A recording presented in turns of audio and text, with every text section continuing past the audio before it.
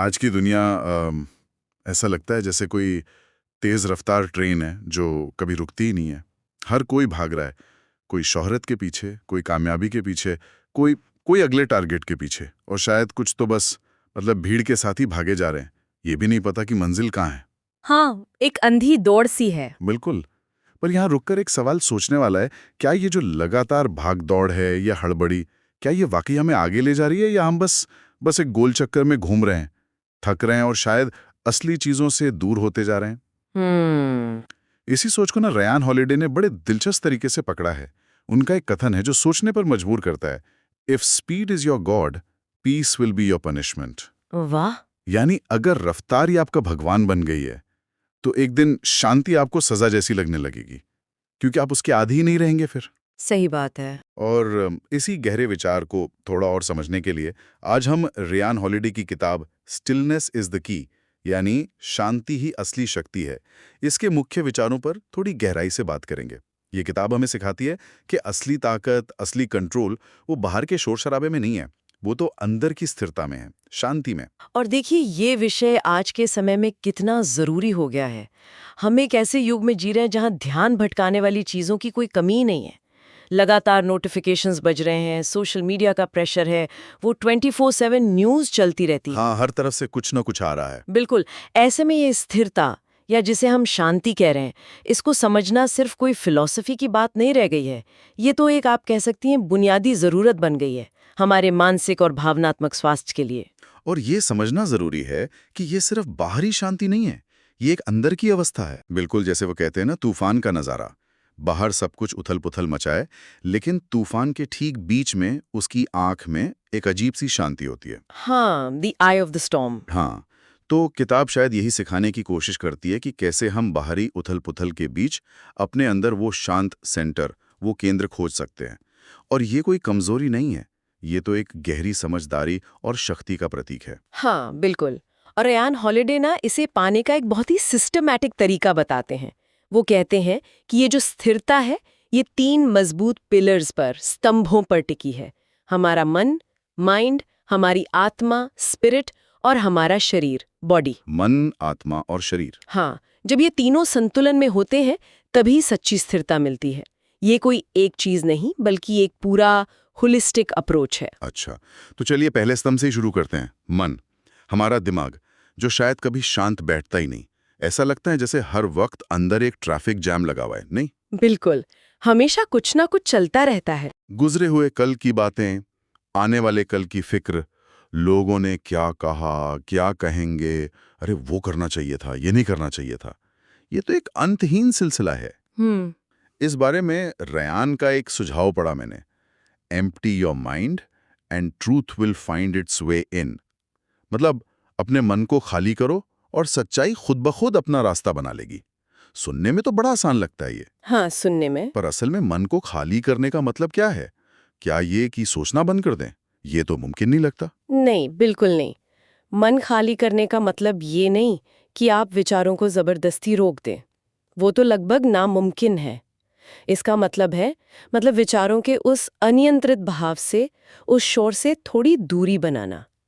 किताब इस बात पर जोर देती है कि आज के दौर में, जहां हमें लगातार कुछ करते रहो, बिजी रहो, इसके लिए उकसाया जाता है, वहीं कभी-कभी सबसे जरूरी काम होता है कुछ ना करना। कुछ ना करना। हाँ, बस शांति से बैठना, अपनी सांसों पर ध्यान देना, अपने विचारों को जैसे आप एक दर्शक हों वैसे देखना, बिना उनसे उलझे, बिना उन्हें सही गलत ठहराए। अच्छा, ये सचेत अवलोकन वाली बात, मतलब हम विचारों के ट्रैफिक में फंसे ड्राइवर ना बने, बल्कि किनारे खड़े होकर उस ट्रैफिक को देखें। बिल्कुल सही पकड़ा आपने।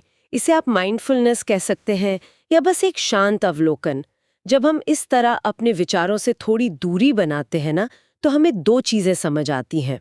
पहली, कि हम अपने विचार नहीं हैं, हम उनसे ज्यादा बड़े हैं, ज्यादा गहरे हैं। और दूसरी, इस शोर के कम होने पर ही हमें स्पष्टता मिलती है, क्लैरिटी आती है कि असल में क्या जरूरी है, हमारी अपनी भावनाएं क्या हैं, और कौन से विचार सिर्फ बाहरी दबाव या पुरानी आदतों का नतीजा है। ये जो अंदर की स्पष्टता है ना, यही उस सच्चाई की ओर पहला कदम है जिसका जिक्र रेयान करते हैं। लेकिन आज की डिजिटल दुनिया में ये करना कितना मुश्किल है। हर तरफ से जानकारी, उत्तेजना, इसकी जैसे बौछार हो रही है। हाँ, ये चुनौती तो है। ऐसे में मन को शांत रखना, उसे उसे खाली करना, ये तो बहुत बड़ी चुनौती है। बेशक ये एक बड़ी चुनौती है। इसीलिए किताब सिर्फ फलसफा नहीं बताती, वो प्रैक्टिकल कदम भी सुझाती है। जैसे जर्नलिंग करना, अपने विचारों को कागज पर उतारना, ये उन्हें सिर से निकालने का एक अच्छा तरीका हो सकता है। अच्छा, लिख लेना। हाँ, या फिर दिन में कुछ समय सिर्फ सोचने के लिए अलग रख देना, बजाय इसके कि वो विचार पूरे दिन आप पर हावी रहें।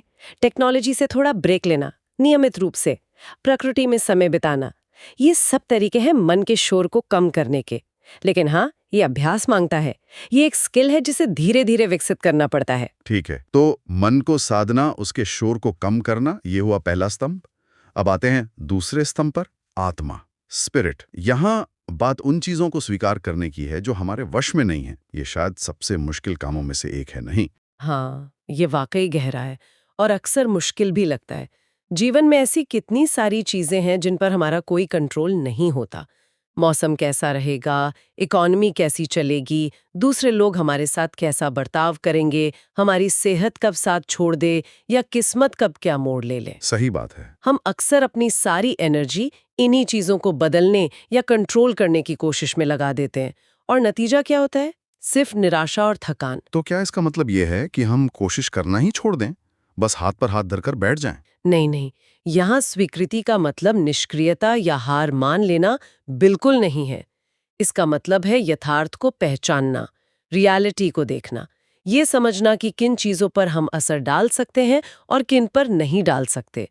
किताब का सार यही है कि बाहरी हालात चाहे जो भी हो, हमारी प्रतिक्रिया, हमारा नजरिया, हमारा चुनाव, ये हमेशा हमारे हाथ में होता है।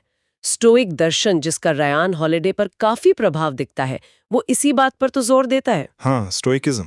अपनी ऊर्जा उन चीजों से लड़ने में बर्बाद करने के बजाय जिन्हें हम बदल ही नहीं सकते, हमें उसे अपनी प्रतिक्रियाओं को, अपने रिस्पॉन्स को बेहतर बनाने में लगाना चाहिए। रयान के शब्दों में अगर कहें तो peace is not when life is easy, peace is when you stop fighting what you can't change. शांति तब नहीं मिलती जब जीवन आसान हो जाता है। शांति तब मिलती है जब आप उन चीजों से लड़ना बंद कर देते हैं जिन्हें आप बदल नहीं सकते। ये बात ये सोचने पर मजबूर करती है। बिल्कुल। और इस स्वीकृति का, इस एक्सेप्टेंस का एक बहुत बड़ा फायदा है।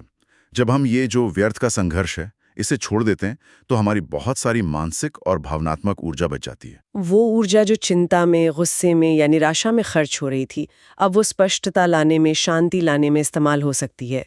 यही तो असल नियंत्रण है, बाहरी दुनिया पर नहीं, बल्कि अपनी आंतरिक दुनिया पर। अच्छा। जैसे जब हम ये मान लेते हैं कि हम बारिश को रोक नहीं सकते, तो फिर हम छाता खोलने का चुनाव कर सकते हैं या भीगने का आनंद लेने का। चुनाव हमेशा हमारा होता है। ये स्वीकृति और नियंत्रण के बीच का जो कनेक्शन है, ये वाकई बहुत महत्वपूर्ण है।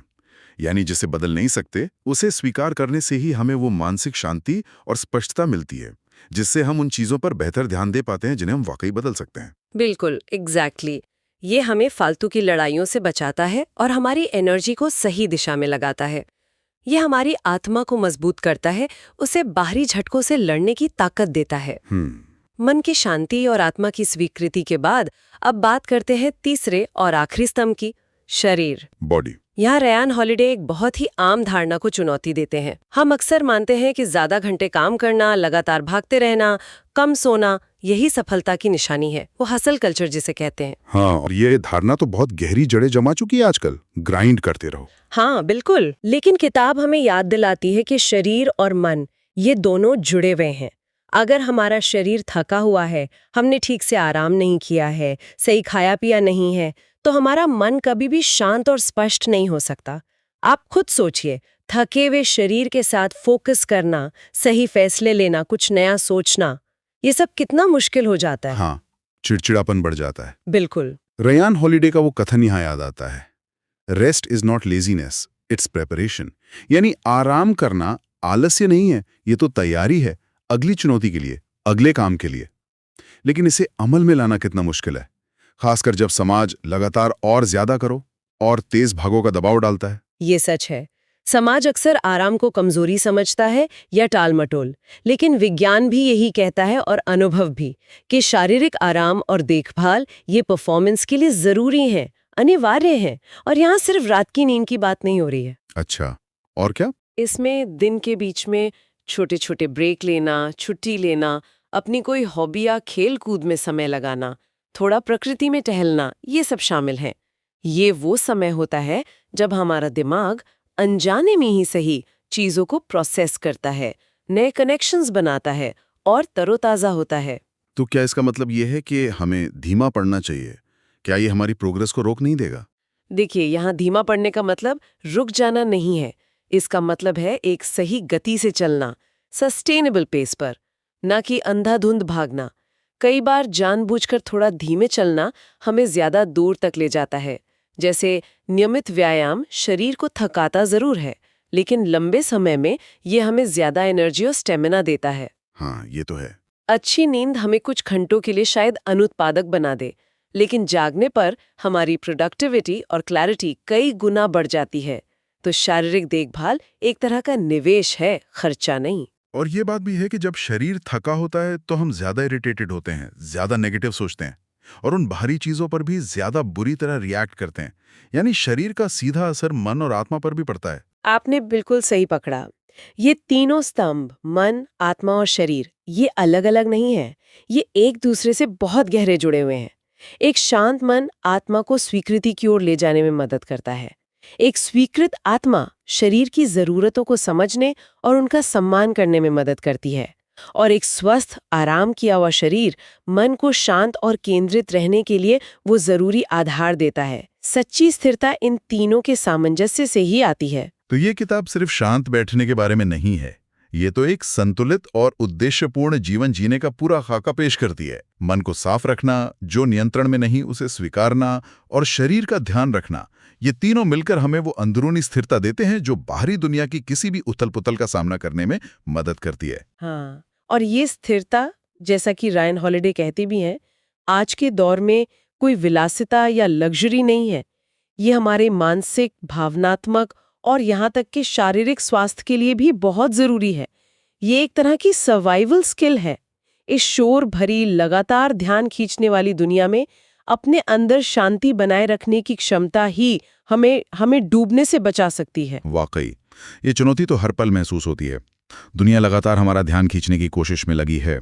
ईमेल, सोशल मीडिया, विज्ञापन, खबरें, इस लगातार बमबारी के बीच अपने ध्यान को वापस लाना, अपने विचारों के शोर को कंट्रोल करना, बिना घबराए प्रतिक्रिया देना सीखना, शायद यही असली महारत है, असली मास्टरी। हाँ, इसी महारत के बारे में किताब का एक बहुत शक्तिशाली कथन है। The world belongs to those who can keep calm when others panic. दुनिया उन लोगों की मुट्ठी में होती है जो उस वक्त भी शांत रह सकते हैं जब बाकी सब घबरा रहे हों। हाँ, क्योंकि शांति में ही स्पष्टता है और स्पष्टता में ही सही निर्णय लेने की शक्ति है। तो इस पूरी चर्चा का सार अगर एक लाइन में कहना हो तो शायद यही होगा कि स्थिरता का मतलब जीवन की रफ्तार का रुक जाना नहीं है। स्थिरता का मतलब है बाहरी हलचल के बावजूद मन में शांति की उपस्थिति। Stillness is not the absence of movement, it's the presence of peace. बिल्कुल सही कहा।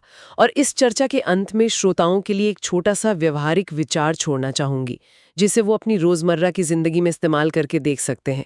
अगली बार जब आप खुद को किसी मुश्किल स्थिति में पाएं, जब मन में उथल-पुथल मचे या बाहरी दुनिया का शोर बहुत ज्यादा लगने लगे, तो बस एक पल के लिए रुकें, एक गहरी सांस लें और खुद से बस एक सवाल पूछें, क्या मैं अभी सच में सोच समझकर प्रतिक्रिया दे रही हूं या मैं सिर्फ स्थिति पर रिएक्ट कर रही हूं? ये एक बहुत जरूरी फर्क है, सोचना बनाम रिएक्ट करना। हाँ, रिएक्ट करना अक्सर हमारी भावनाओं या पुरानी आदतों का नतीजा होता है, बिना सोचे समझे। जबकि सोच समझकर प्रतिक्रिया देना वो स्थिति को समझने, अपने विकल्पों पर विचार करने और फिर एक शांत और स्पष्ट चुनाव करने पर आधारित होता है। ये छोटा सा सवाल हमें उस ऑटो पायलट मोड से बाहर निकालकर एक सचेत अवस्था में लाने में मदद कर सकता है, और यही स्थिरता की ओर एक बहुत महत्वपूर्ण कदम है। ये रोजमर्रा के पलों में शांति खोजने का एक टूल बन सकता है।